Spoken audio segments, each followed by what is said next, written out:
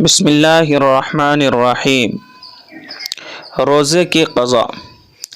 Number 1، کسی عذر سے روزہ قضا ہو گیا تو جب عذر جاتا رہے تو جلد قضا کر لینا چاہیے۔ زندگی کا کچھ بھروسہ نہیں، کیا معلوم کس وقت موت آ جائے۔ قضا روزوں میں اختیار ہے کہ متواتر رکھے یا ایک ایک کر کے رکھے۔ نمبر 2، اگر مسافر سفر سے لوٹنے کے بعد یا مریض تندرست ہو جانے کے بعد اپنی موت تک اتنا وقت نہ پائے کہ جس میں قضا شدہ روزے ادا کر سکے تو اس کے ذمہ قضا لازم نہیں۔ سفر سے لوٹنے اور بیماری سے تندرست ہونے کے بعد جتنے دن ملے اتنے دن کی قضا لازم ہوگی۔